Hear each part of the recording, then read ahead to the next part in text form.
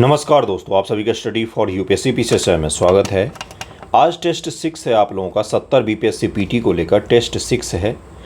Subject का revision मैं चाहता हूं कि आपका खूब अच्छे से हो जाए, हर पहलू छोटा टॉपिक जो है वो आपका रिवाइज हो जाए।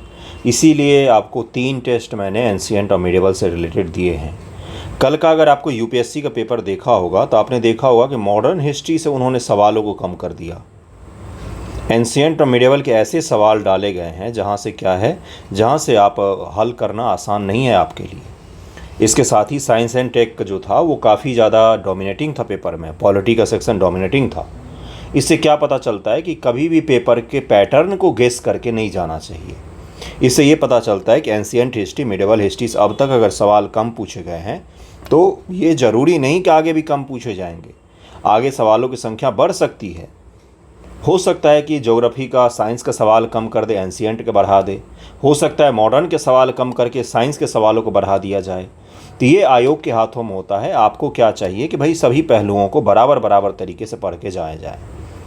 तो इसीलिए आज का जो पेपर है उसमें एंशिएंट, मिडिवल और बिहार स्पेशल को रखा है हमने। क्या सवाल आसान है? बिल्कुल सवाल आसान रखे गए हैं इसमें। लेकिन कल के यूपीएससी पेपर को आसान करने वाले बच्चों से, जो लोग कल के यूपीएससी के पेपर को आसान कह रहे थे, मैं उनसे उम्मीद करता हूं कि इस 150 में से 148 आपके सही होंगे, क्योंकि कल का पेपर आपके हिसाब से आसान था यूपीएससी का।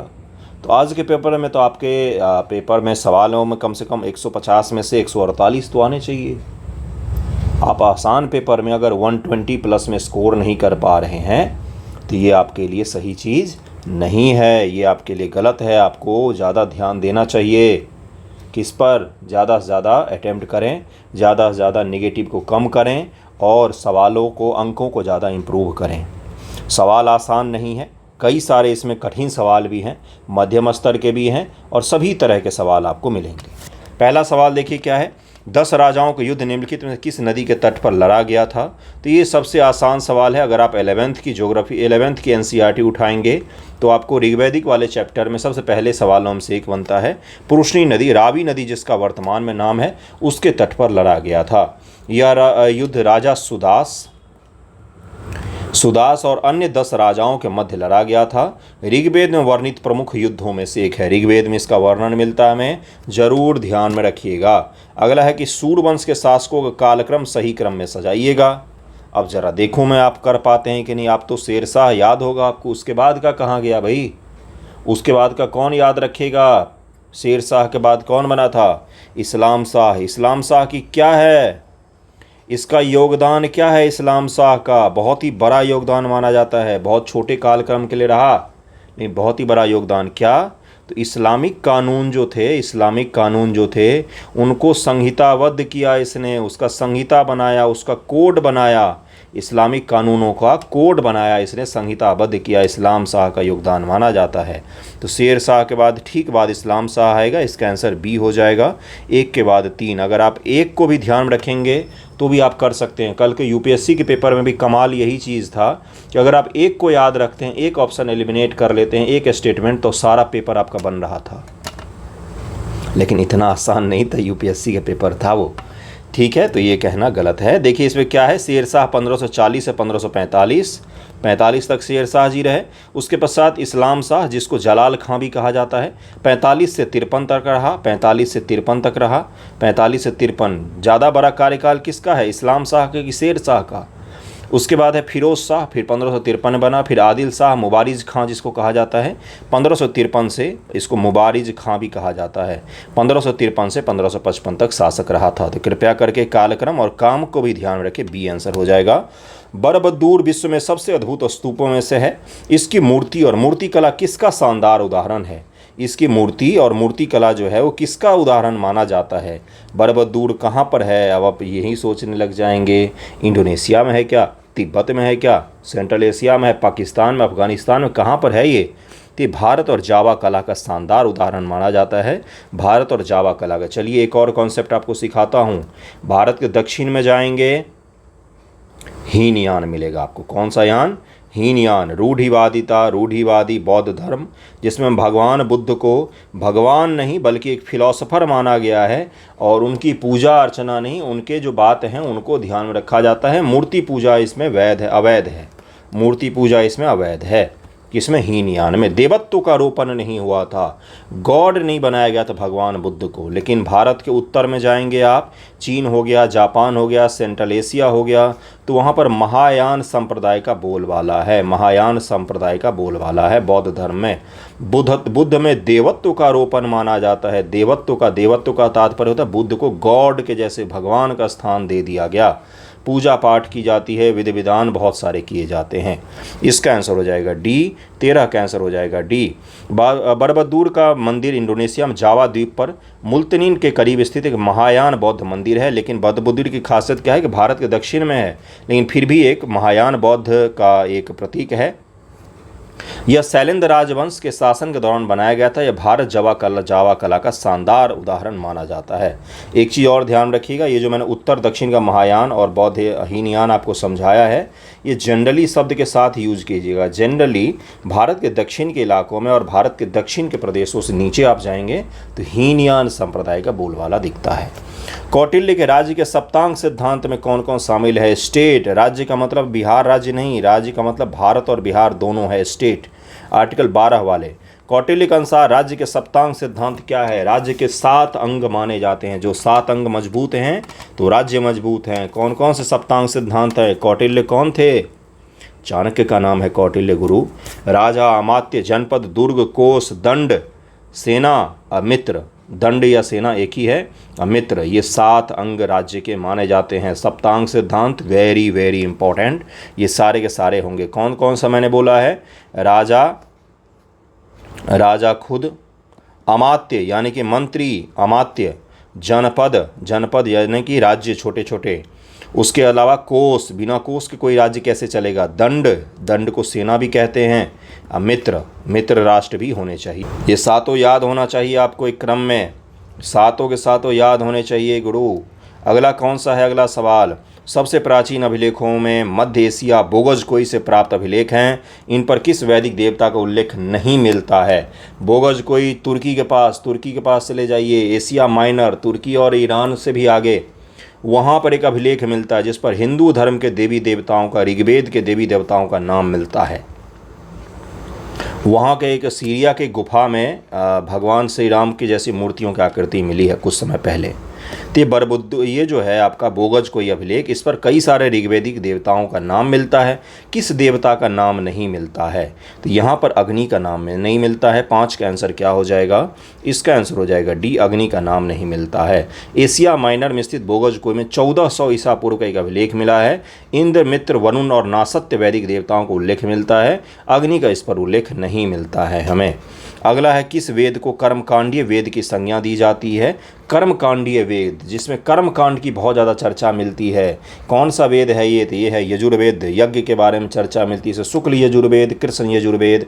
कितना आसान सवाल है, कितना आसान सवाल है, लेकिन 5वां कितना कठिन लगा होगा आपको, कितना फैक्चुअल है। इस प्रकार के सवाल पूछे जा सकते हैं बंधुओं। विनय पिटक, सुत पिटक, अभिधम्म पिटक। अब ये तो गलत नहीं होना चाहिए, ये तो मैं एक्सपेक्ट नहीं करता हूँ कि आप गलत करें। बौद्ध धर्म का ABCD है ये। क्या है विनय पिटक? विनय का मतलब क्या होता है? विनय नियम, विनय नियम, विनय है ना, नियम मिलता है ना, विनय नियम। बौद्ध धर्म के नियम कानून वगैरह सब इसमें लिखे हुए हैं। तो विनय पिटक क्या हो गया? तो इसमें हो गया दैनिक जीवन संबंधी नियम कानून, है ना। अगला क्या है? अगला है सुत्त पिटक। सुत्त पिटक में क्या था? तो सुत्त पिटक बौद्ध धर्म के उपदेश को संग्रहित किया गया है। सुत्त पिटक में बौद्ध धर्म के उपदेश को संग्रहित। और अभिधम्म में धम्म यानी कि दर्शन। याद रखने का तरीका बता रहा हूँ गुरु। धम्म का मतलब दर्शन नहीं होता, धम्म दर्शन, धम्म बौद्ध धम्म संघ, इस प्रकार से पढ़ा होगा आपने, बुद्ध धम्म संघ। तो इसको ज़रा ध्यान रखिएगा, ये तीनों को ध्यान रखिएगा। इसका आंसर क्या हो जाएगा? 7 का आंसर ए हो जाएगा। ए का 2, बी का 1, सी का 2 हो जाएगा, सी का 3 हो जाएगा, सी का 3 हो जाएगा। ओके। अगला है, निम्नलिखित में किस हड़प्पा स्थल में 3 युग्मित समाधियों का उदाहरण मिलता है? 3 युग्मित समाधि का उदाहरण हमें लोथल से मिला है। लोथल क्या था? तो पोर्ट टाउन था ये, लेकिन नदी पोर्ट था, यहाँ पर नदी डॉकयार्ड था, डॉकयार्ड टाइप का था। ओके, कौन सी नदी यहाँ से गुजरती है ये आप ज़रा मुझे बताइएगा।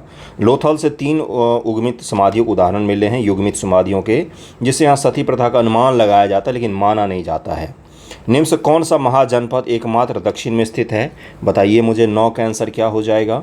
9 का आंसर हो जाएगा अस्मक। अस्मक है और गोदावरी नदी के तट पर स्थित है। अस्मक ही दक्षिण भारत की एकमात्र राजधानी थी। एक इसके जब महाजनपद है, इसकी राजधानी क्या थी?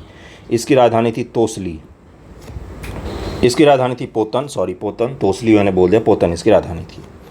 किस जैन तीर्थंकर को पुरुषाद नियम ये कहा जाता है, इस नाम से जाना जाता है? किस जैन तीर्थंकर को इस नाम से जाना जाता है? तो पार्श्वनाथ जी का नाम है। जैन ग्रंथों के अनुसार पार्श्वनाथ को पुरुषाद नियम ये नाम भी दिया गया है। अगला है, सिंधु सभ्यता के निम्नलिखित शहरों से कौन सा एक जल प्रबंधन के लिए जाना जाता है? जल प्रबंधन के लिए कौन सा एक शहर को जाना जाता है? तो ये है धौलावीरा। धौलावीरा इसका नाम है, से धौलावीरा है जो जल प्रबंधन के लिए प्रमुख शहरों में से एक जाना जाता है। विशाल स्नानागार ग्रेट बाथ कहाँ से मिला है? बहुत ही आसान सवाल हैं, ये सब मत गलत कीजिएगा। तो ये मोहनजोदड़ो से हमें मिलता है। 12 का आंसर क्या हो जाएगा? 12 का आंसर बी हो जाएगा। 12 का आंसर बी हो जाएगा। निम्नलिखित 4 वेदों में से किस एक में जादुई माया और वशीकरण का वर्णन मिलता है? ये वो सवाल हैं जो आपको बोनस के तौर पर मिल रहे हैं, कृपया करके इनको गलत ना करें। तो अथर्ववेद हो जाएगा इसका। 13 का आंसर क्या हो जाएगा? 13 का आंसर हो जाएगा सी, अथर्ववेद। अथर्ववेद हो जाएगा, अथर्ववेद उसका आंसर हो जाएगा।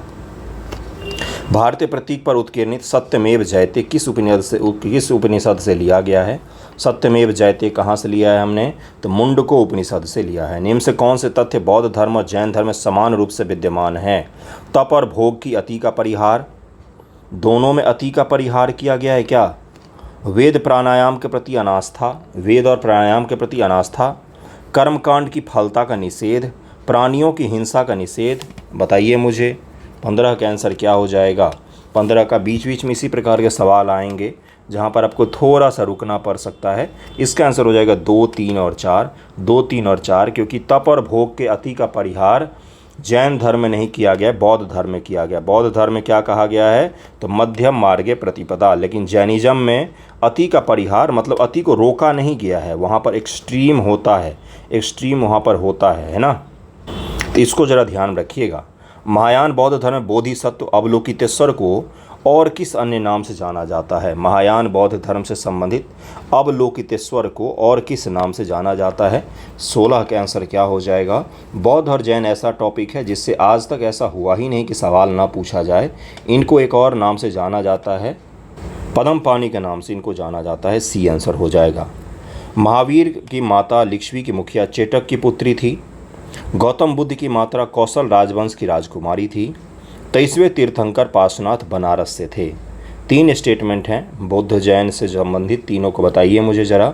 आपसे पूछा गया सत्य कथनों को चुनें, सही सवालों को, सही आंसर को ज़रा चुनिए इनमें से। 17 का आंसर क्या हो जाएगा? इसका आंसर हो जाएगा बी, केवल 2 और 3 सही हैं। महावीर की माता त्रिशला लिच्छवी गणराज्य के प्रमुख चेटक की बहन थी।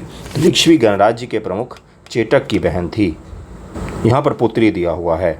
भगवान बुद्ध ने अपना पहला धर्मोपदेश कहाँ पर दिया था? 18 का आंसर क्या हो जाएगा? सारनाथ में दिया था अपना पहला उपदेश। सारनाथ कहाँ पर है? तो ये बनारस के समीप में स्थित है। बुद्ध द्वारा किस व्यक्ति को अंतिम उपदेश दिया गया था? तो बुद्ध द्वारा अंतिम उपदेश दिया गया था सुभद्द को दिया गया था। गौतम बुद्ध के बारे में क्या सत्य है? वह कर्म में विश्वास करते थे, आत्मा और शरीर में परिवर्तन मानते थे, निर्वाण प्राप्ति में विश्वास करते थे, ईश्वर की सत्ता में विश्वास करते थे। अब इस सवाल को ज़रा हल कीजिए। जितना ही आसान लग रहा है आपको उतना आसान तो है नहीं। सत्य कथन निकालना है इसमें से। बीच में 2-3 आपको आसान मिलेंगे, उसके पश्चात इस प्रकार का सवाल मिलेगा ही आपको। ज़रा इसको हल कीजिए, कौन कौन से इसमें से सही है। ईश्वर की सत्ता में विश्वास करते थे, वो आत्मा और शरीर में परिवर्तन को मानते थे। बौद्ध धर्म की फिलॉसफी क्या है, दर्शन क्या है बौद्धिज्म का, आपने पढ़ा है क्या? पढ़ना चाहिए भाई। आत्मा परमात्मा किस में विश्वास करते थे, किस में नहीं, अति था कि नहीं, परिहार था कि नहीं, ये सब चीज़ें पूछी जाती है। आपको धड़ल्ले से पूछेंगे। पुनर्जन्म विश्वास करते थे या नहीं करते थे। जैसे जैनिज्म है, वो हर जीवित और निर्जीव वस्तु, हर चीज़ में आत्मा के निवास को मानती है। लकड़ी है कोई कटी हुई, उसमें भी आत्मा है, पत्थर है उसमें भी आत्मा है, मनुष्य में भी आत्मा है, चींटी में भी आत्मा है। ये जैनिज्म का मानना है। क्या बौद्ध धर्म इस प्रकार से मानता था? तो 20 का आंसर क्या हो जाएगा? ईश्वर की सत्ता में विश्वास नहीं करते थे, ईश्वर और वेदों को नहीं मानते थे। आपको पता है कि किनको कहा जाता है नास्तिक? नास्तिक किन्हें कहा जाता है? नास्तिक उनको कहा जाता है जो वेदों की परम सत्ता में विश्वास नहीं करते हैं। जो वेदों में विश्वास नहीं करेंगे वो ईश्वर में विश्वास नहीं करेंगे, इसीलिए उनको नास्तिक कहा जाता है। तो ईश्वर की सत्ता में विश्वास करते थे, ये यहाँ पर गलत हो जाएगा, ये यहाँ पर गलत हो जाएगा। और तीसरा तो सही होगा ही, निर्वाण प्राप्ति में बिल्कुल वो लोग गारंटेड थे कि भाई निर्वाण प्राप्ति तो था ही, भगवान बुद्ध को खुद भी निर्वाण प्राप्ति हुई थी। तो इसका आंसर क्या हो जाएगा? 1 2 3 हो जाएगा। एक गलत हमने निकाला और एक सही निकाल लिया तो हमारा आंसर आ गया। 20 का आंसर ए हो जाएगा। अगला है बोध गया में बुद्ध की 80 फुट बड़ी प्रतिमा जो बोध गया में है, निर्मित की गई थी किसके द्वारा? तो ये जापानियों के द्वारा बनवाई गई थी। जापानियों ने बुद्ध की 80 फुट की बड़ी प्रतिमा बोध गया में स्थापित की। यह प्रतिमा लाल ग्रेनाइट, अब अगली बार यही पूछेगा आपसे, लाल ग्रेनाइट और बलुआ पत्थर से निर्मित है। बलुआ पत्थर से निर्मित है। जापानियों के दाई जोकिया संप्रदाय, जापानियों के कौन सा? तो दाई जोकिया संप्रदाय। कठिन सवाल बनाना होगा तो यही सब पूछेगा। दाई जोकिया संप्रदाय लोगों के द्वारा निर्माण करवाया गया था इसका, जापानियों के द्वारा। गौतम बुद्ध को एक देवता का स्थान किस राजा के युग में प्राप्त हुआ? दरअसल मैं आपसे ये कहना चाह रहा है कि महायान संप्रदाय का सर्वोत्तम उदय किस युग में हुआ था? किसके समय महायान संप्रदाय खूब फला फूला? तो ये था कनिष्क का काल था। कनिष्क का कुषाण वंश का साम्राज्य था उस समय में, कुषाण वंश का साम्राज्य था, कुषाण वंश का साम्राज्य था। कुषाणों की दोनों राजधानियों के जरा नाम मुझे बताइएगा। संप्रदाय जो नियति की अटलता में विश्वास करते हैं, नियत की अटलता कि सब कुछ पहले से लिखित है, सब कुछ पहले से ही स्क्रिप्टेड है, कुछ भी बदला नहीं जा सकता, कोई कर्मर्म कुछ नहीं होता है, मनुष्य का भाग्य जो है पहले से तय है, सब कुछ उसी हिसाब से होगा। ये आजीवक संप्रदाय माना जाता है। आजीवक संप्रदाय मखलीपुत्र गोसाल इसके संस्थापक माने जाते हैं। बौद्ध धर्म में प्रतिमोक्ष से क्या तात्पर्य है? 24 का आंसर क्या हो जाएगा? प्रतिमोक्ष से तात्पर्य पूछा गया है तो इसका आंसर हो जाएगा संघ का नियम जो होता था। बुद्ध धम्म संघ 3 होते हैं त्रिरत्न बौद्धिज्म के। तो जो संघ होता है बुद्ध का, संघ होता है बौद्ध का, उसके नियम कानून कायदे होते हैं, नियम कानून कायदे होते थे, उसी को प्रतिमोक्ष कहा जाता है, प्रतिमोक्ष कहा जाता है। बुद्ध के संघ से जुड़े हुए जो टर्मिनोलॉजी हैं वो पूछा जाता है। बताइए मुझे ज़रा इसका आंसर। आप लोगों को लगा हुआ आसान है, हवा हवाई है। 5वीं सदी के तमिल महाकाव्य शिल्पादिकरम में किस नदी की स्तुति की गई है? शिल्पादिकरम के लेखक कौन हैं? तो इलंगो अदिगल, इलंगो अदिगल इसके लेखक हैं, इलंगो अदिगल इसके लेखक हैं। इसकी रचना इलंगो अदिगल के द्वारा की गई है। इसमें पता ही आपको कि किसकी कहानी है, कितनी बार बताया है। और कावेरी नदी की स्तुति की गई है। 25 का आंसर ए हो जाएगा, 25 का आंसर ए हो जाएगा। तमिल प्रदेश की सबसे पवित्र नदी कौन सी? तो कावेरी। किस बौद्ध मूल ग्रंथ में मौर्य सम्राट अशोक का विवरण समाहित है? बौद्ध ग्रंथ होना चाहिए और सम्राट अशोक की उसमें विवरण होना चाहिए। कौन सा है वो है महावंश। महावंश है, महावंश नामक जो किताब है एक बौद्ध ग्रंथ है जिसमें श्रीलंका में हुए बौद्ध धर्म के प्रचार के प्रारंभिक इतिहास, बुद्ध के प्रारंभिक जीवन का वर्णन है। सम्राट अशोक के राज्याभिषेक का इसमें हमें वर्णन मिलता है, राज्याभिषेक का अवधि का निर्धारण और उनका सारा वर्णन मिलता है। प्राचीन नगर तक्षशिला निम्नलिखित किन 2 नदियों के बीच में स्थित है? बताइए किन के बीच में स्थित है प्राचीन नगर तक्षशिला? किन 2 नदियों के बीच में स्थित है? जरा इसका आंसर निकालिए। आसान तो उतना नहीं ही है, फिर भी आप लोग निकाल ले जाएंगे, इतना तो पढ़ लिया होगा आप लोगों ने। 27 का आंसर क्या हो जाएगा? सिंधु और झेलम नदी के बीच में स्थित है। सिंधु और झेलम नदी के बीच में वर्तमान में पाकिस्तान में स्थित है ये, पाकिस्तान में पेशावर के समीप में स्थित है ये। पाटलिपुत्र को किस शासक ने सर्वप्रथम अपनी राजधानी बनाया था? तो बताइए मुझे, तो सबसे आसान सवाल है, ये कभी गलत नहीं होना चाहिए। तो उदयन इसका आंसर हो जाएगा। हर्यक वंश शासक उदयन ने पाटलिपुत्र नगर की स्थापना करके अपनी राजधानी राजगृह से पाटलिपुत्र स्थानांतरित की थी। विश्व का पहला गणतंत्र वैशाली में किसके द्वारा स्थापित किया गया था? तो 29 का आंसर हो जाएगा। ये लिच्छवियों के द्वारा स्थापित किया गया था। ये सब बिहार स्पेशल के वो सवाल हैं जो कितनी ही बार रिपीट होते हैं और पूछे जाते हैं। भले ही आपको आसान लगे, एग्ज़ाम में आप प्रेशर में गलत ना कराएं, इसलिए इसका भी प्रैक्टिस कीजिए, किसी को मत छोड़िए, एक ना एक बार सबका प्रैक्टिस करना है। मालवा क्षेत्र में मगध की सत्ता का विस्तार निम्न से किसके शासनकाल में हुआ था?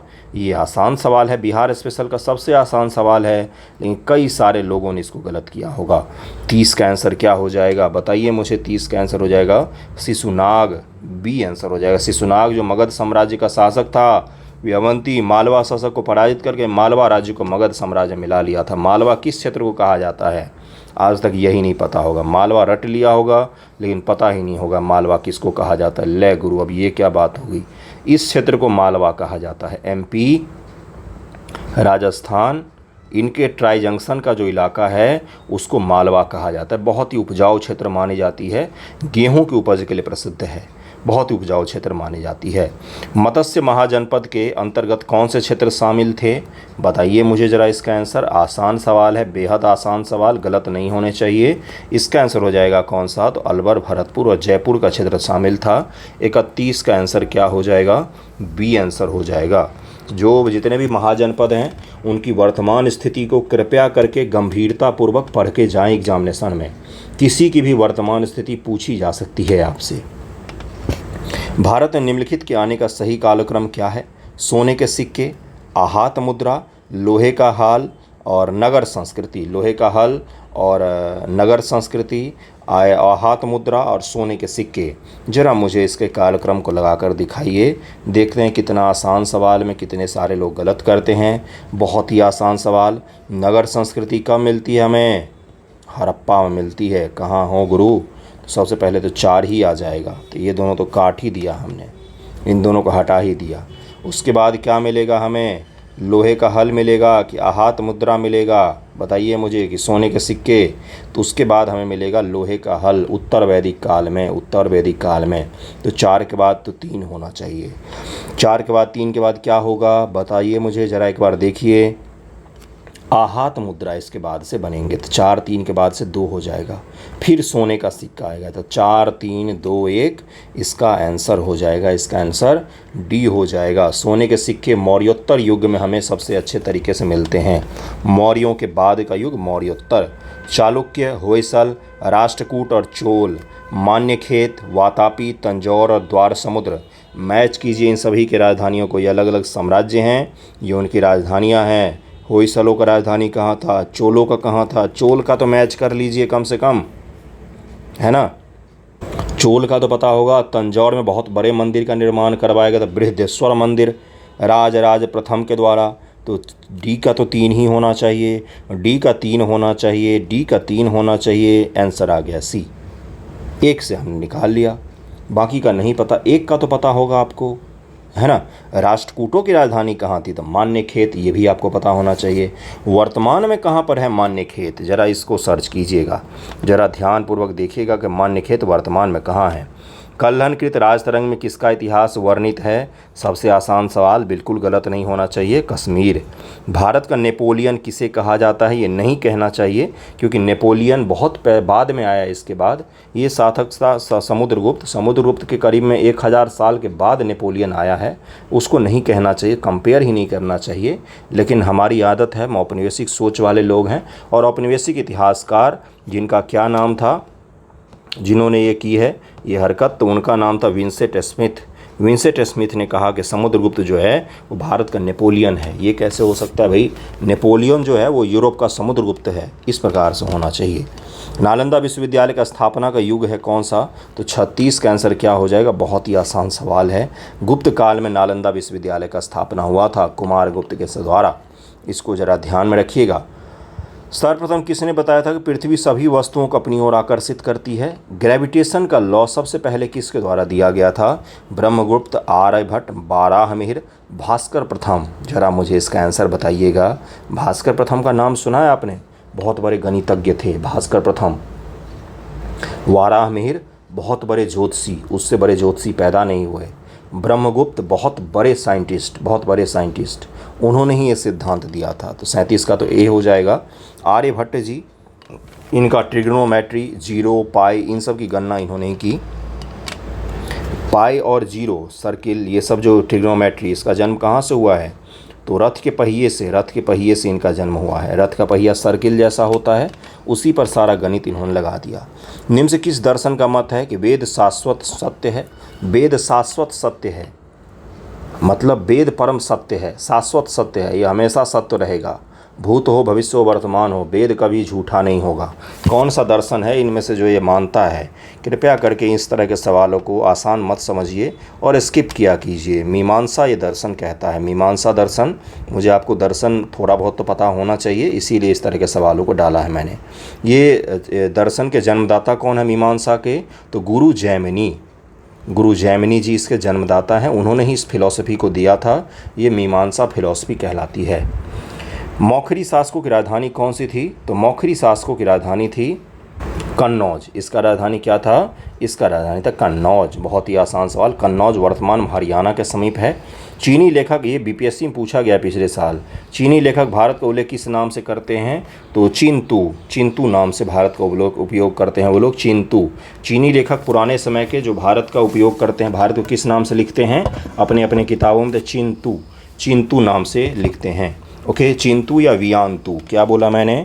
वियानतु। ध्यान रखना गुरु, इतना बार बार मैं इसलिए कह रहा हूँ क्योंकि आप ध्यान रखें, एग्जाम में गलती ना करें। ओके, निम्नलिखित में किसने राष्ट्रकूट साम्राज्य की नींव रखी? राष्ट्रकूट बहुत बलशाली साम्राज्य। राष्ट्रकूट और उसके अलावा प्रतिहार और पाल, ये सब अपने समय के एक समय में थे सारे के सारे, और बहुत ही बलशाली साम्राज्य थे। राष्ट्रकूटों की सेना बड़ी फेमस थी। बहुत दिनों तक इन्होंने भारत की सीमाओं को रक्षित किया था। 41 का आंसर क्या हो जाएगा? 41 का आंसर हो जाएगा बी, दंतिदुर्ग। दंतिदुर्ग नाम था जिसने राष्ट्रकूट साम्राज्य की नींव रखी थी। रवि कीर्ति जो एक जैन थे जिन्होंने ऐहोल प्रशस्ति की रचना की थी, को किसका संरक्षण प्राप्त था? ऐहोल प्रशस्ति किसकी है? अगर आप ये भी पढ़ लेंगे तो भी आप कर ले जाएंगे। जैसे हरिसेन के द्वारा कौन सा लिखा गया है? प्रयाग प्रशस्ति, समुद्रगुप्त जी की प्रशंसा लिखी। उसी की तरह रवि कीर्ति के द्वारा पुलकेशिन द्वितीय की प्रशंसा लिखी गई ऐहोल में। 42 का आंसर क्या हो जाएगा? पुलकेशिन द्वितीय के संरक्षण में थे ये। प्रथम मानव जीवाश्म भारत के किस नदी घाटी से प्राप्त होता है? तो 43 का आंसर हो जाएगा नर्मदा घाटी से प्राप्त होता है। ऋग्वेद के संदर्भ में निम्न कथनों में से सत्य को चुनिए। ऋग्वेद का 10वां मंडल सोम को समर्पित है। ऋग्वेद का 9वां मंडल में चारों वर्णों की उत्पत्ति का उल्लेख किया गया है। पुरुष सूक्त का तात्पर्य है कि भगवान विष्णु का, और ये जो आपको भाग मिलते हैं बहुत बाद में जोड़ा गया है ऋग्वेद में। भगवान विष्णु के नाभि से ब्राह्मण का जन्म हुआ, उनके जंघा से वैश्य का जन्म हुआ, उनके बाहु से क्षत्रिय का जन्म हुआ, उनके पैर से शूद्र का जन्म हुआ। तो 4 वर्ण का जो सिद्धांत मिलता है, जाति प्रथा वर्णवाद, वो यहीं से माना जाता है। लेकिन ये जाति जन्म पर आधारित नहीं थी, कर्मों पर आधारित थी। 44 का आंसर क्या हो जाएगा? बताइए मुझे आंसर। इसका आंसर हो जाएगा डी, दोनों के दोनों गलत हैं। ऋग्वेद के 9वें मंडल में सोम का हमें चर्चा मिलता है। ऋग्वेद का 9वां मंडल में सोम है और 10वें मंडल में चारों वर्णों की उत्पत्ति का उल्लेख मिलता है। आपने गलत कर दिया है क्या? बहुत गलत बात है, ये सब गलत नहीं होने चाहिए। निम्न से किस भारतीय दर्शन ने परमाणुवाद की स्थापना का प्रतिपादन किया? परमाणुवाद का तात्पर्य क्या था? इन्होंने बोला कि एक हम कण को अगर डिवाइड करेंगे तो बहुत ही सूक्ष्म कण बनेगा, फिर उस सूक्ष्म कण को भी हम लोग बांट देंगे तो परमाणु और अणु, ये शब्द मिलता है हमें। परमाणु और अणु, ये शब्द मिलता है हमें। इसकी चर्चा की है। कौन से वो महान हैं, कौन से हैं जिन्होंने वैशेषिक दर्शन दिया था, और इसको कौन दिया था? तो इसके महर्षि कनाद।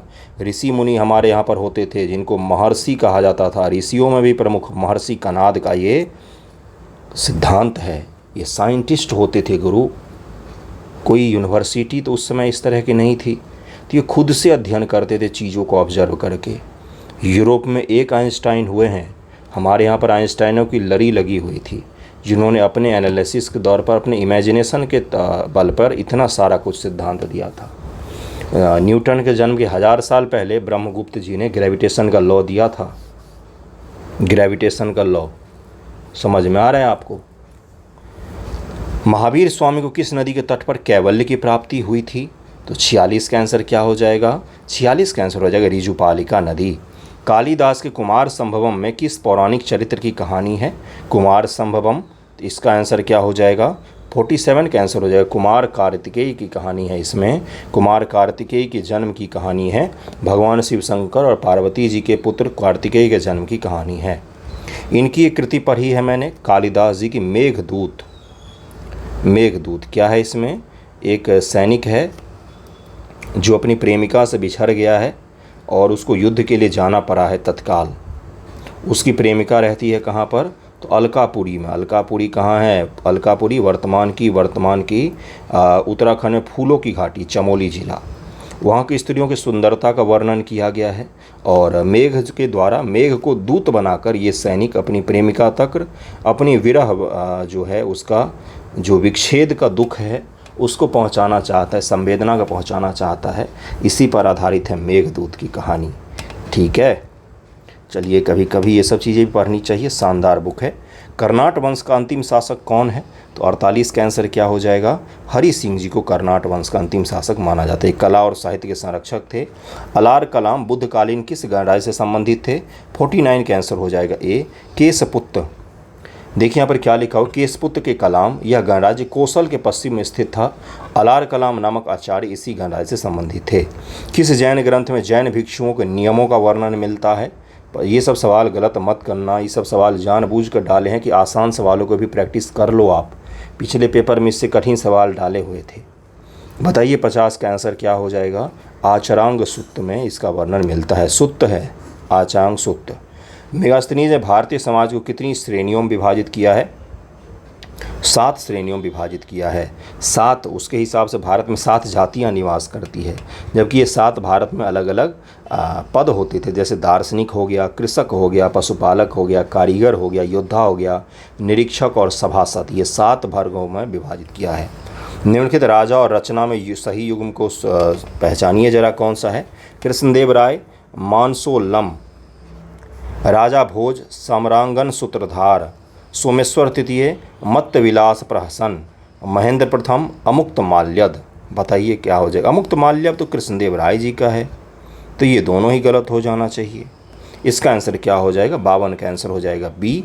राजा भोज के सामने जो लिखा हुआ है सम्रांग सूत्रधार, केवल वही यहाँ पर सही है, केवल वही यहाँ पर सही है। कृष्णदेव राय जी का है अमुक्त माल्यद, अमुक्त माल्यद।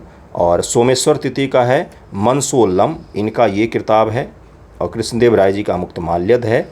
और महेंद्र वर्मन प्रथम का है मत्तविलास प्रहसन, महेंद्र वर्मन प्रथम जी का है मत्तविलास प्रहसन। कृपया करके ध्यान रखें इन चीज़ों का। तंजावुर में बृहदेश्वर मंदिर का निर्माण किस राजा के द्वारा करवाया गया? तो ये हो जाएगा राज प्रथम। 53 का आंसर क्या हो जाएगा? ए आंसर हो जाएगा। इनमें से किसने पहली बार यह व्याख्या की थी कि पृथ्वी अपने धुरी पर घूमने के कारण प्रतिदिन सूर्योदय और सूर्यास्त होता है? 54 का आंसर क्या हो जाएगा? आर्यभट्ट जी ने कहा था। किराता अर्जुनियम पुस्तक के लेखक कौन है? किराता अर्जुनियम पुस्तक के लेखक कौन है? किराता अर्जुनियम। 55 का आंसर क्या हो जाएगा? भारवी ने लिखा है, कवि भारवी। महाभारत पर आधारित है ये, महाभारत, महाभारत पर आधारित है, महाभारत उसी पर आधारित है। ये भी ध्यान रखिएगा। अगली बार सवाल पूछेगा कि किराता अर्जुनियम किस ग्रंथ पर आधारित है? तो ये महाभारत पर आधारित है। अर्जुनियम है ना। कौटिल्य के अनुसार किस प्रकार की भूमि में बिना वर्षा के भी अच्छी खेती होती थी? अब इस सवाल को ज़रा हल कीजिए। आसान सवाल तो कतई नहीं है। आसान है क्या? आसान अगर आपको लग रहा है तो आप बहुत अच्छा पढ़ रहे हैं। 56 का आंसर बताइए। अदेव मातृक भूमि, अदेव मातृक भूमि वह भूमि जो नदियों किनारे सामान्य तौर पर होती थी, जहाँ पर सिंचाई के साधन उपलब्ध होते थे और वहाँ पर बिना वर्षा के भी अच्छी भूमि होती थी। किस शासक के सिक्कों पर जहाज के चित्र बने हुए पाए गए हैं? तो ये सातवाहन शासक थे। सातवाहन की माता ने कहा था कि मेरे पुत्र के घोड़े 2 समुद्र का पानी पीते हैं, यानी कि ये पूरे क्षेत्र में था। इधर का भी पानी पीते थे, इधर का भी पानी पीते थे। 2 समुद्र के घोड़े 2 समुद्र का पानी पीते थे उसके पुत्र के घोड़े, लेकिन समुद्र का पानी तो कोई पी नहीं सकता। ये सब कहने की बातें हैं, खारा पानी होता है। 57 का आंसर क्या हो जाएगा? 57 का आंसर हो जाएगा यज्ञश्री सतकर्णी, यज्ञश्री सत। सातवाहनों की खासियत ये भी थी कि इनके नाम में इनकी माताओं का नाम मिलता है। क्या मिलता है? इनके नाम में इनके माताओं का नाम मिलता है। ओके। समुद्रगुप्त ने दक्षिण के अपने भारत में संस्कृति रही है माताओं का नाम लगाने का। जैसा क्या लगता है? गांधारी पुत्र दुर्योधन, ऐसा सुना होगा आपने। गौतमी जैसे कौशल्या नंदन भगवान श्री राम के लिए नाम जाना जाता है। देवकी नंदन किसको कहा जाता है? भगवान श्री कृष्ण को कहा जाता है। और क्या कहा जाता है? तो राधेय, राधा का पुत्र राधेय, कृष्ण को, कर्ण को नाम दिया जाता है ना। उसके अलावा पांडव को क्या कहा जाता था? तो कुंती पुत्र कहा जाता था। तो अपने यहाँ माता के नाम से जाना जाता था। समाज की संस्कृति मातृसत्तात्मक ही थी, लेकिन वर्तमान में कुछ और ही है। समुद्रगुप्त ने दक्षिण के 12 राज्यों को हराने के बाद कौन सी विजय नीति अपनाई थी? समुद्रगुप्त एक शासक बना गुप्त वंश का, जिसने दक्षिण भारत पर आक्रमण किया और वहाँ के 12 राजाओं के संघ को हरा दिया। 12 राजाओं ने मिलकर समुद्रगुप्त को रोकने की कोशिश की, सबको हरा दिया। और उसकी नीति क्या थी? हरा करके वहाँ पर राज करना क्या? नहीं, उसने बोला ग्रहण मोक्षानुग्रह, मतलब हमने आपको हराया है, हम आपको आपका राज्य वापस कर रहे हैं, आप यहाँ से कर वसूल कर बस हमें चढ़ाते रहना। इसका आंसर सी हो जाएगा। क्या हो जाएगा? ग्रहण मोक्षानुग्रह। ये कौन याद रखेगा? आप याद रखेंगे, और कौन याद रखेगा? आपको एग्जाम देना है। अगला सवाल देखिए क्या है? चंद्रगुप्त द्वितीय के नवरत्नों में कौन शामिल नहीं थे? तो 59 का आंसर क्या हो जाएगा? इसका आंसर हो जाएगा भास्कर प्रथम, ये शामिल नहीं थे। बाकी चंद्रगुप्त द्वितीय के दरबार में 9 विद्वान थे जिनको नवरत्न कहा जाता है। कालिदास, धन्वंतरी, शंकु, छपनक, अमर सिंह, वैताल भट्ट, घटपर्र, वाराह मिहिर और वरुचि, ये सारे के सारे जो परम विद्वान आपको दिखते हैं ये सब एक ही साथ थे। निम्नलिखित में सुदर्शन झील से कौन संबंधित नहीं था? अब तो आपको तारे दिख रहे होंगे हो सकता है, लेकिन ये सवाल तो आपको कहीं कहीं दिखेगा। क्या है ये राजाओं के नाम नहीं है, राजाओं के द्वारा वहाँ पर नियुक्त गवर्नरों के नाम है जो सुदर्शन झील को निर्माण करवाया था अपने राजा की तरफ से। तो कौन संबंधित नहीं था? तो 60 का आंसर क्या हो जाएगा? सुशर्मन संबंधित नहीं था। पुष्यमित्र जो वैश्य था वो चंद्रगुप्त मौर्य के समय में था, ये चंद्रगुप्त का था अधिकारी। तुषास्प होगा, तुभास्प लिखा हुआ, तुषास्प ये अशोक के समय में भी अधिकारी था। सुविशाख ये रुद्रदामन का अधिकारी था जिसने रुद्रदामन की तरफ से निर्माण करवाया था। ठीक है, तो इसका आंसर हो जाएगा सुशर्मन का इससे कोई लेना देना है नहीं। दिल्ली सल्तनत तुगलक राजवंश का अंतिम शासक कौन था? तुगलक राजवंश जिसमें कौन कौन थे? गयासुद्दीन तुगलक, हुनूज, दिल्ली दुरस्त, इसी को कहा था। किसने कहा था? तो औलिया ने। हुनूज, दिल्ली दुरस्त, गयासुद्दीन तुगलक, उसके बाद मोहम्मद बिन तुगलक, उसके बाद कौन? तो फिरोज़ तुगलक, उसके बाद बहुत सारे तुगलक आए। फिर अंत में कौन आया? नसरुद्दीन महमूद आया, जिसके पश्चात तुगलक राजवंश का अंत हो जाता है। दक्षिण विजय करने का मिशन अलाउद्दीन खिलजी ने किसे सौंपा था? तो मलिक काफूर को सौंपा था। मलिक काफूर होगा।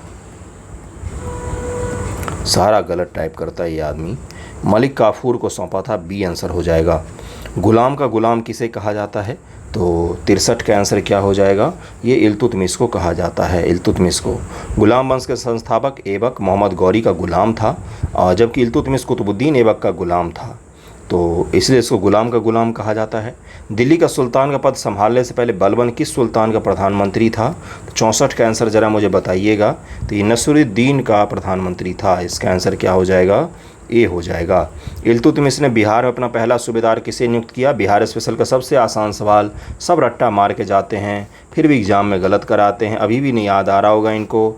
मलिक जानी इसका नाम था। दिल्ली के सुल्तान के विषय में कहा जाता है कि उसने रक्त एवं लौह की नीति अपनाई थी। 66 का आंसर हो जाएगा बी, बलबन को कहा जाता है। रक्त और लौह की नीति, नंगी तलवार लेकर चलता था ये आदमी, तलवार को मियान तक में नहीं रखता था। हक ए सर्ब अथवा सिंचाई कर लगाने वाला दिल्ली का प्रथम सुल्तान कौन था? तो बताइए मुझे ज़रा इसका आंसर। ये लगाया था फिरोज़ शाह तुगलक ने। क्यों लगाया था, कैसे याद रखेंगे? इसने बड़े स्तर पर नहर का निर्माण करवाया। तो नहर का निर्माण अपने घर से तो नहीं करवाएगा, पैसा चाहिए, पैसा के लिए कर लगाया। होयसल स्मारक पाए जाते हैं हम्पी और हॉस्पेट में, हॉलीवुड और बेलूर में, श्रृंगेरी और धारवाड़ में, मैसूर और बेंगलुरु में। बताइए मुझे ज़रा इसका आंसर क्या हो जाएगा? तो हॉलीवुड और बेलूर में पाए जाते हैं हम्पी स्मारक। ओके, अगला है कौन सा? तो अगला है आपका विजयनगर के राजा कृष्णदेव राय ने गोलकुंडा का युद्ध किस राजा के साथ लड़ा था? देखिए, कृष्णदेव राय भारत के महानतम शासकों में से एक हैं। इनसे जुड़े हुए सवाल आपसे हर साल ही पूछा जाता है आपके एग्जाम में। हर साल का मतलब मैं हर साल कह रहा हूँ, एक आध साल ही कोई आज तक ऐसा हुआ होगा जब नहीं पूछा गया, बाकी लगभग में पूछा ही जाता है। तो इन्होंने कुली कुतुब शाह के साथ ही युद्ध लड़ा था और विजयनगर के राजा कृष्णदेव राय ने गोलकुंडा का युद्ध कुली कुतुब शाह के साथ लड़ा और इस युद्ध में जो कृष्णदेव राय थे ये जीत गए थे। कृष्णदेव राय जी के बारे में किसने बताया है, मैंने पिछले वीडियो में आपको बताया था। बाबर ने चर्चा किया है अपने किताब जो उसका है तुजुक बाबरी, उसमें इनके बारे में चर्चा किया है। विजयनगर के किस शासक ने चीन के सम्राट के पास अपना राजदूत भेजा था? 70 का आंसर क्या हो जाएगा? बुक्का प्रथम के पास भेजा था। निम्न किस बुक्का प्रथम ने भेजा था? निम्न से किस भक्ति संत ने संदेशों प्रचार के लिए सबसे पहले हिंदी का प्रयोग किया? Very very very important. मध्यकाल का जो भक्ति काल है, मध्यकालीन भारत का जो भक्ति काल है, उसका सबसे बड़ा योगदान माना जाता है क्षेत्रीय भाषाओं के विकास में। जैसे मैथिली भाषा के बहुत सारे संत ने मैथिली भाषा का विकास किया, बंगाली भाषा के बहुत सारे संत ने बांग्ला भाषा का विकास किया, ओडिया के संतों ने ओडिया का विकास किया।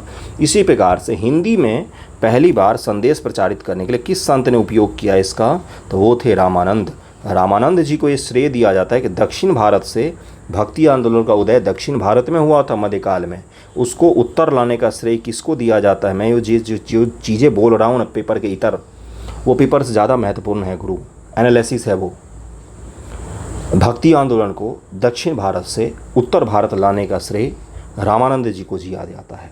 ठीक है, रामानंद के शिष्य बहुत सारे थे, एक शिष्य हों तो बताऊं, जितने आपको उत्तर भारत के बड़े बड़े दिखते हैं कबीर से लेकर सब जो हैं वो रामानंद के ही शिष्य थे। ठीक है, सूफी परंपरा में पीर से क्या आशय है? 72 का आंसर क्या हो जाएगा? 72 का आंसर हो जाएगा आपका सूफियों के गुरु से आशय है। पीर का मतलब सूफियों का गुरु होता था। ठीक है, शुद्धा अद्वैतवाद का प्रतिपादन किसने किया? तो 73 का आंसर क्या हो जाएगा? शुद्धा अद्वैतवाद। 73 का आंसर हो जाएगा आपका 73 का आंसर हो जाएगा बी वल्लभाचार्य। इनका मानना था कि आप गृहस्थ जीवन जीते हुए भी मोक्ष की प्राप्ति कर सकते हैं। मोक्ष की प्राप्ति का मतलब होता है परम सत्ता का ज्ञान हो जाना, ज्ञान हो जाना। आपको ज्ञान की प्राप्ति अलग होती है गुरु। निम्न से किसने मनसबदारी व्यवस्था का सूत्रपात किया था? तो अकबर ने किया था। अकबर ने कहाँ से सीखा था? पिछले वीडियो में मैंने बताया था, मंगोलों से सीखा था। और इसमें सिंहस्पा दुअस्पा किसने जोड़ा था? तो जहांगीर ने जोड़ा था। जहांगीर ने जोड़ा था। मुग़लों की जो प्रशासनिक व्यवस्था है और दिल्ली सल्तनत की प्रशासनिक व्यवस्था कृपया करके याद करके जाएं। अकबर के एकमात्र किस दरबारी ने दीन इलाही को स्वीकार किया? दीन इलाही हिंदुइज़्म, हिंदू और मुस्लिम इस्लाम जो है इस्लाम, इसको मिलाकर अकबर ने ये महसूस किया कि भारत में आपको हिंदुइज़्म और इस्लाम दोनों का महत्व है, तो दोनों को मिलाकर क्यों ना एक धर्म बनाया जाए, जिसको नाम दिया इसने दीन इलाही।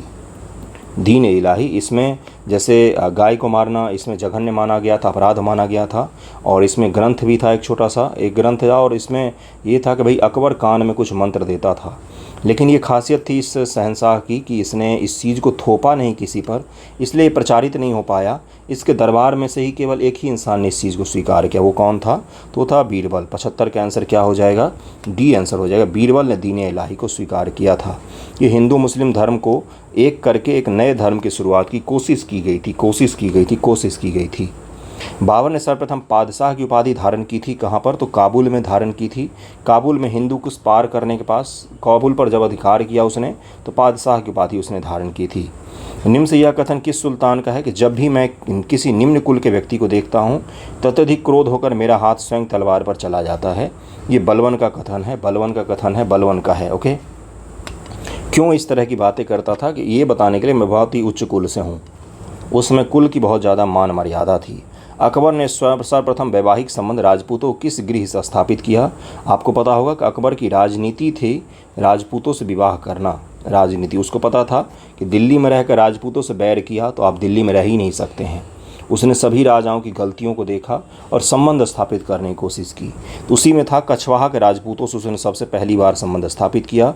और जो कहानी आपको जोधा अकबर में दिखती है वही कुछ है। निम्न से कौन जैन साधु अकबर के दरबार में कई वर्षों तक रहे? वेरी वेरी इंपॉर्टेंट, कई बार पूछा गया। हरिविजय सूरी इनका नाम था। किस मुग़ल बादशाह को जिंदा पीर कहा जाता था? क्यों पीर कहा जाता था? क्योंकि ये आदमी बहुत ही सिंपल लाइफ जीता था, लेकिन क्रूर था, शासक क्रूर था, लेकिन इस्लामिक रीति रिवाज को इतना कठोर धर्म से पालन करता था, बहुत ही सिंपल लाइफ जीता था। पैसे कौड़ी का भी अभाव हो गया था मुग़ल साम्राज्य में उस समय। दक्षिण में इतना भयानक युद्ध में फंसा कि बेचारा अंत तक मारा ही गया। औरंगजेब है इसका नाम। दारा सिकोह ने उपनिषदों का अनुवाद किस नाम से करवाया? दारा सिकोह को इसलिए जाना जाता है क्योंकि उसने कई सारे उपनिषदों का निर्माण करवाया था। दारा सिकोह औरंगजेब का भाई था और बाद में मार दिया गया इसको औरंगजेब के द्वारा, गला काट के लटका दिया गया दिल्ली गेट के पास में, दिल्ली गेट एक जगह है वहीं पर इसका गला लटका दिया गया था। इसकी बॉडी एएसआई ढूंढ रही है अभी हुमायूं के किले के अंदर में, हुमायूं का जो मकबरा है उसके अंदर में ढूंढ रही है कि दारा सिकोह का बॉडी कौन सा है, बिना सर का बॉडी कौन सा है ना। तो ये किस नाम से करता था? सिर ए अकबर नाम से अनुवाद करवाया था इसने, सिर ए अकबर, सिर ए अकबर। बीबी का मकबरा कहाँ पर स्थित है? तो 82 का आंसर क्या हो जाएगा? औरंगाबाद में है। औरंगजेब की पत्नी का है ये मकबरा, औरंगजेब की पत्नी का है, ये भी ध्यान रखिएगा। औरंगजेब की पत्नी रजिया उल दुर्रानी की याद में इस मकबरे का निर्माण करवाया गया था, रजिया उल दुर्रानी। किस बादशाह के अंतर्गत मुगल सेना में सर्वाधिक हिंदू थे सेनापति? तो ये औरंगजेब के समय में सबसे ज़्यादा हिंदू सेनापति थे मुगल सेना में शामिल। निम्न से किसने सबसे पहले सिक्का या रुपया जारी किया था? बहुत आसान सवाल है, इसका आंसर हो जाएगा सी, शेरशाह ने किया था। तानसेन का असली नाम क्या था? 85 का आंसर क्या हो जाएगा? रामतनु पांडे नाम था। निम्न से किस मुगल सम्राट ने तंबाकू के प्रयोग पर प्रतिबंध लगाया था? 86 का आंसर क्या हो जाएगा? जहांगीर ने यह प्रतिबंध लगाया था।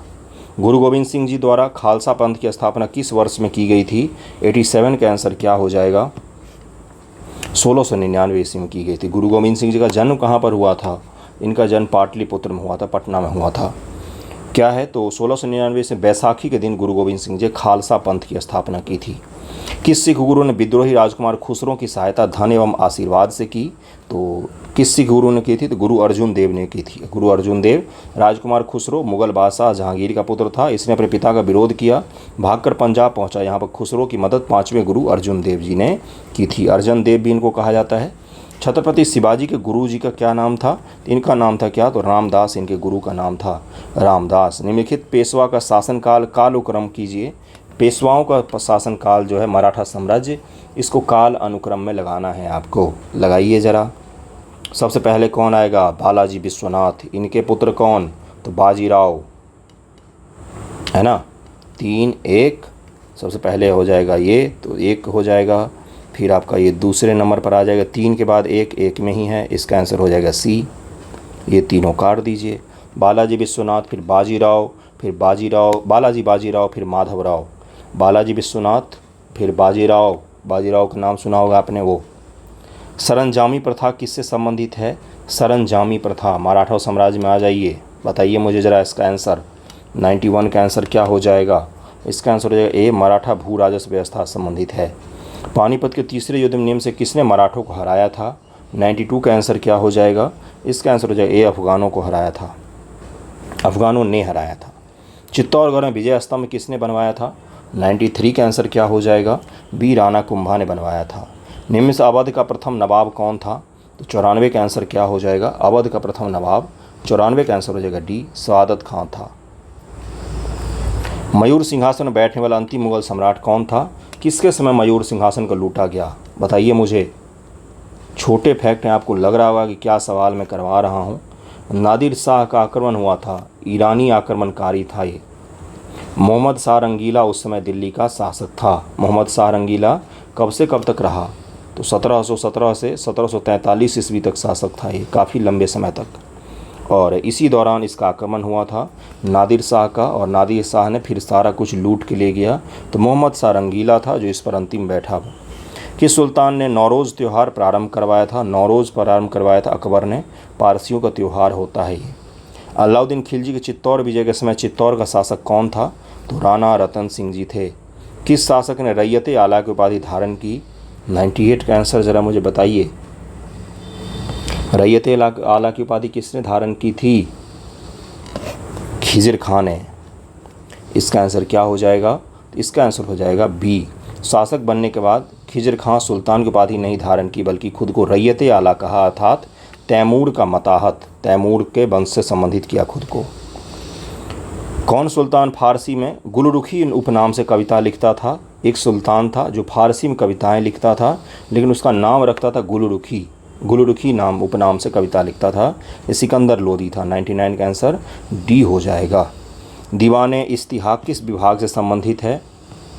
सब्जेक्ट का रिवीजन आपका पूरा हो जाएगा। पेंशन विभाग से संबंधित था। हाल ही में समाचारों में रहा AAINA डैशबोर्ड किस मंत्रालय द्वारा लॉन्च किया गया है? तो AAINA डैशबोर्ड को लॉन्च किया है आवास और शहरी विकास मंत्रालय के द्वारा। और ये डैशबोर्ड सिटीज़ पोर्टल का उद्घाटन आवास और शहरी मंत्रालय के द्वारा किया गया। यह सभी भारतीय शहरों से संबंधित किसी प्रकार के डेटा के लिए एक अस्थायी मंच होगा। AAINA dashboard.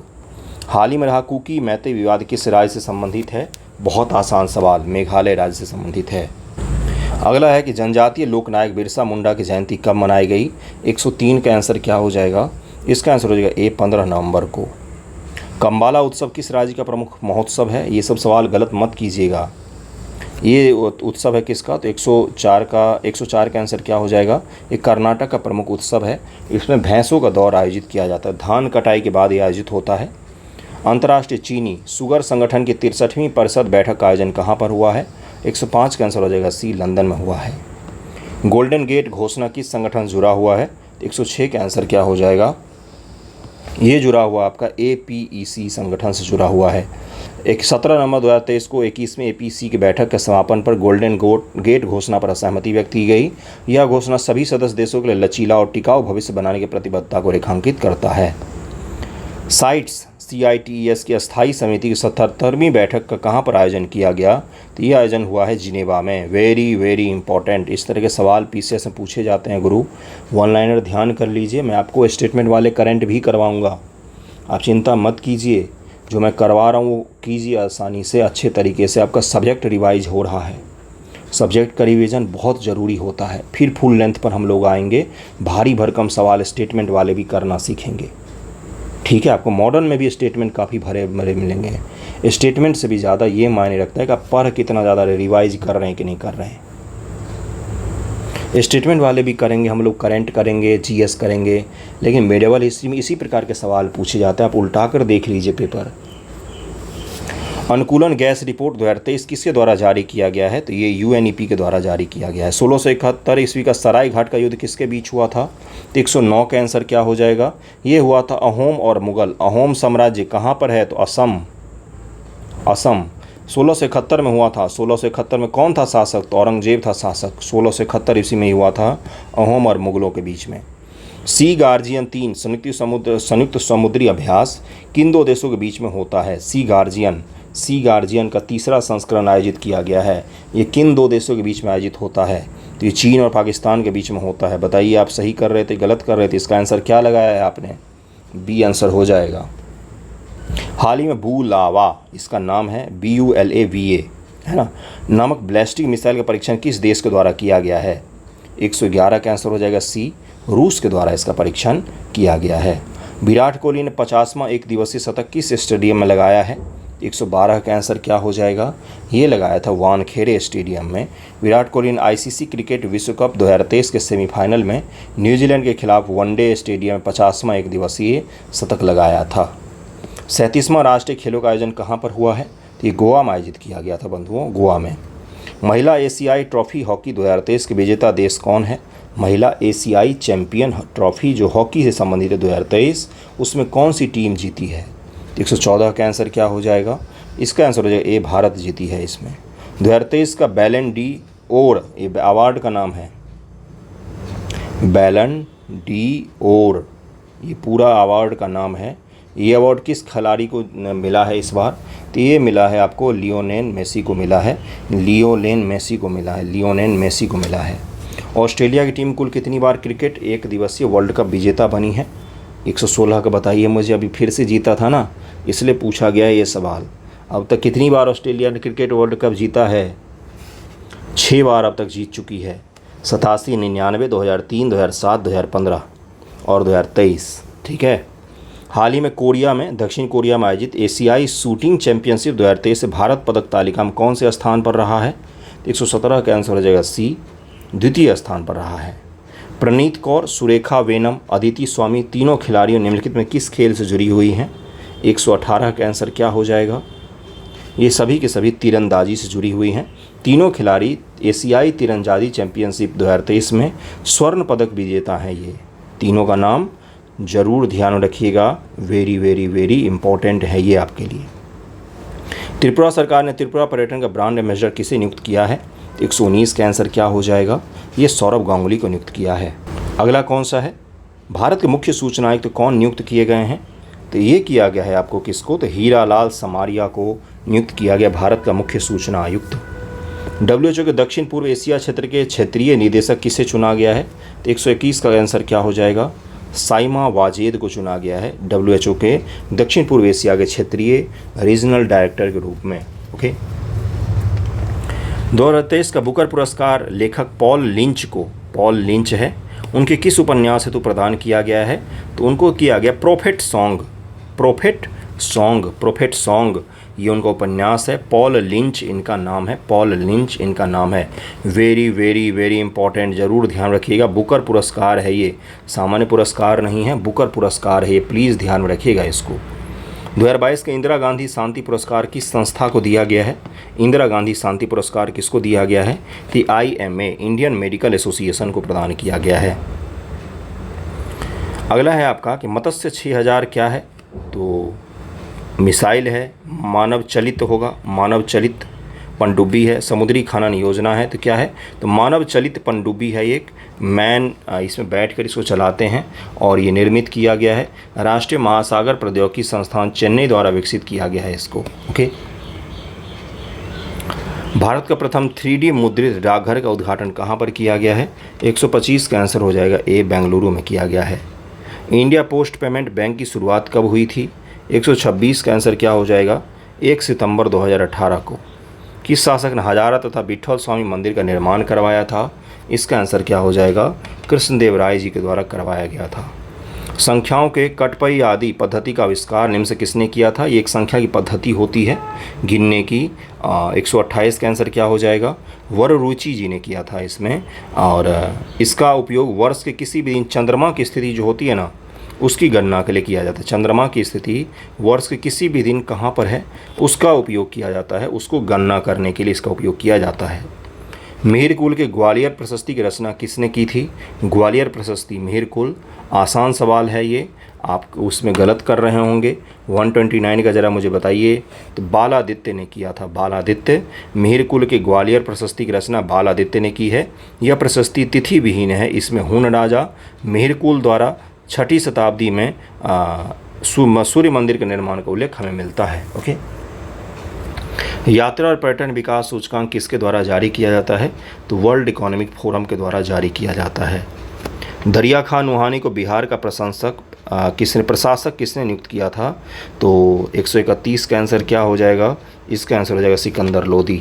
अगला है कि शेरशाह ने किस वर्ष पटना को बिहार की राजधानी बनाया था? तो 132 का आंसर क्या हो जाएगा? 1541 में। बिहार स्पेशल मिडेवल हिस्ट्री का इसके बाहर मत पढ़िएगा, जो मैंने आपको 2 सेट करवाए हैं ना मिडेवल हिस्ट्री का, बिहार का मिडेवल हिस्ट्री इससे बाहर नहीं आता है। इसी को केवल पढ़ के जाइएगा, आपका बिहार का मिडेवल हिस्ट्री कंप्लीट हो जाएगा। अकबर द्वारा नियुक्त बिहार का प्रांतपति राजा मान सिंह ने अपनी राजधानी बनाया था। किसको राजधानी बनाया? प्रांतपति मान सिंह ने अकबर द्वारा नियुक्त किया गया था इसको। तो 132 का आंसर क्या हो जाएगा? 133 का आंसर हो जाएगा आपका रोहतास को इसने अपनी राजधानी बनाया था। पटना शहर का नाम अजीमाबाद किसके काल में पड़ा था? अजीमाबाद किसके काल में पड़ा था? तो औरंगजेब के काल में इसका नाम परिवर्तित किया गया था। किस मुगल बादशाह ने बंगाल प्रांत का दीवानी अधिकार अंग्रेजों को दिया था? 135 का आंसर क्या हो जाएगा? 135 का आंसर हो जाएगा डी, शाह आलम द्वितीय ने। फतेहपुर सीकरी स्थित प्रसिद्ध बुलंद दरवाज़ा जामा मस्जिद का कौन सा प्रवेश द्वार बनता है? जो फतेहपुर सीकरी के पास बुलंद दरवाज़ा है वहाँ पर जामा मस्जिद भी है। इसका निर्माण किसी विशेष उपलक्ष्य के किया गया था। इसी तरह का सेम सवाल UPPSC में पूछा गया था और ये काफ़ी कठिन सवाल माना जाता है, इसीलिए मैंने इसको पेपर में दे दिया कि अगर पूछा जाता है तो आप आसानी से इसको कर लें। तो दक्षिणी दरवाज़ा बनता है वहाँ का, और फतेहपुर सीकरी स्थित प्रसिद्ध बुलंद दरवाज़ा जामा मस्जिद का दक्षिणी प्रवेश द्वार है। फतेहपुर सीकरी के जामा मस्जिद का निर्माण मुगल शासक अकबर ने करवाया था और गुजरात विजय के पश्चात करवाया था। जहांगीर का मकबरा किस नदी के किनारे अवस्थित है? तो ये आपको पता है कहाँ पर है? तो ये लाहौर में है। तो लाहौर में कौन सी नदी? तो रावी नदी। इसका आंसर ए हो जाएगा। अगला है आपका कि निम्नलिखित में किस सुल्तान ने निजामुद्दीन औलिया किस सुल्तान से निजामुद्दीन औलिया ने भेंट करने से इनकार कर दिया था, तो ये अलाउद्दीन खिलजी से भेंट करने से इनकार कर दिया था। बारहमासा की रचना किसने की है? बहुत ही इंटरेस्टिंग सा सवाल, बहुत ही आसान सवाल। नहीं, आसान कतई नहीं है, नहीं कर पाएंगे आप लोग, छोड़ दीजिएगा इस तरह के सवाल को अगर नहीं कर पाते हैं तो। मलिक मोहम्मद जैसी।